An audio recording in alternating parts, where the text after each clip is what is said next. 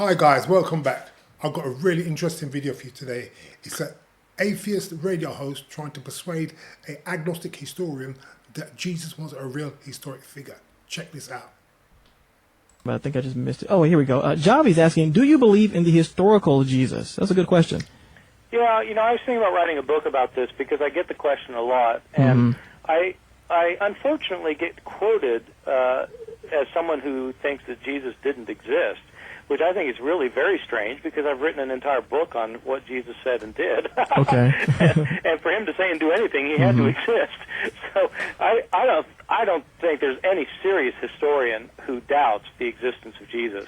There are a lot of people who want to write sensational books and make a lot of money who say Jesus didn't exist, but I don't know any serious scholar who doubts the existence of Jesus. And so absolutely. Or shall we say a Jesus?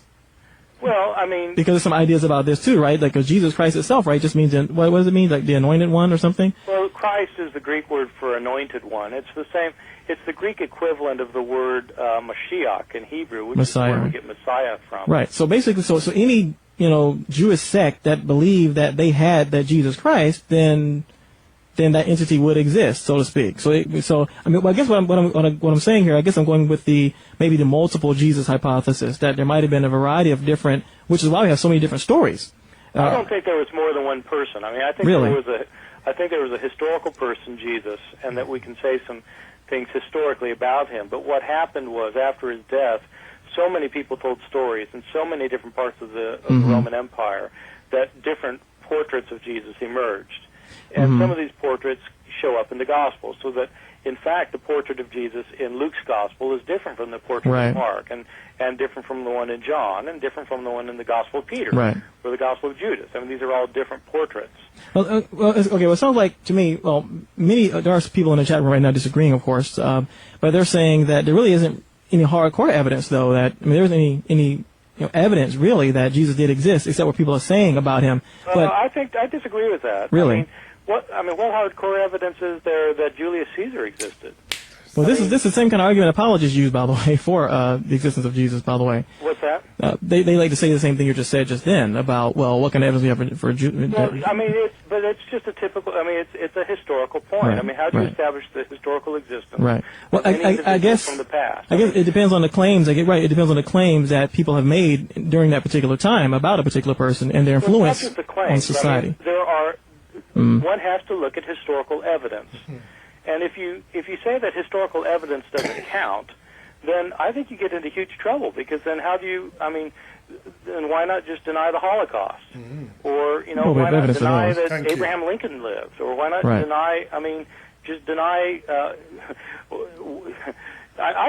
think these things, I think it matters what happened in history. Right. Well, what I like to say is, the way I like to word it this way, because, really, I think we do have more evidence for those things you mentioned than we probably do Jesus Christ. But I like to tell people, well, what harm would it do? Because especially the information that you have just now about even if there was a Jesus, the book of Mark shows us that there was an embellishment way after anyway. Well, but there are people who want to know what Jesus really did say. Right. And that assumes that he really existed. And that we can't know. You have to look at the evidence. What is the evidence? Because even that we cannot know for sure. But I guess you would say we can look at the earliest manuscripts that date to around when he should have existed or something, or what? What do we have? Because we don't have anything that exists until after he died, allegedly, right? About him, you mean? Right, about Jesus. Well, that's true of everyone. Well, not really. Aren't there some? I thought there were some. Well, I guess so. But I thought that there were some contemporary. That there are some writers who'd write about people as they existed, like with Julius Caesar, weren't there? But Julie, we don't have anybody from that time talking to us now. All we have are ancient records. Right, but again, all we have for Jesus are ancient records. But we don't have any ancient records of anyone who wrote about Jesus while he was alive, do we? No, absolutely not. And we don't that's the difference. Just as we don't have for billions of people who lived in the past that we're pretty sure existed. We have more evidence for Jesus than we have for almost anybody from his time period. Thank you. So, I'm not saying this as a believer. I'm not a believer, but as a historian, not even a believer. I'm just saying that you can't just kind of dismiss it and say, well, we don't know. I mean, you have to look at the evidence. So there is hard evidence, I think. Okay. I would look for archaeological evidence as well. For example, we have one author who actually knew Jesus' relatives and knew his disciples. And who's that? Paul. Uh-oh. How do we know that? It's quiet. Because we have Paul's letters. How do we know he didn't lie about it? Why would he lie about it? Well, See, the point but there are people. There are people. But Paul says things about Jesus as off-the-cuff comments, where he's not making a point. And see, that's very important to historians. In other words, a historian wants to find disinterested comments. Right. And Paul has disinterested comments where he says things, for example, about James, the brother of the Lord, which is just an off-the-cuff comment because everybody that he's writing to knows who he's talking about. So he just makes the off-the-cuff comment. That's very important information. And that is, and that is if he wrote them. Disciples. Now, if he even wrote that comment about the 12 disciples, if in fact, so the whole point is that you've got a disinterested comment from somebody who actually knew these people. If he even wrote that, though, correct? Because isn't there some? No, there's no doubt about Paul writing Galatians. Aren't there some theories that suggest that maybe Paul himself had scribe that wrote for him? Well, every person who wrote epistles in the ancient world dictated them to scribes. Right. So how do we know then that? How do you know Cicero wrote his letters? I don't. I'm not a historian, so I don't know much about Cicero. But no, I am a historian. I'm telling you. But there are some. But there are many historians who disagree with you, aren't they? No, none that I've ever heard of. Oh, really? Well, not serious historians. Not serious historians. Listen, I know thousands of scholars of the ancient world, and I don't know any one of these scholars who doubts that Paul wrote Galatians. Okay. So these are people who have devoted their lives to this, and a lot of them are like me. It's not that I've got a personal investment in Paul. I mean, I'm not even a Christian.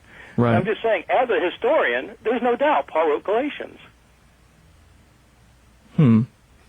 It's quiet. Thank you, guys. Now, Mia, what do you say? What can you say now? So here you have.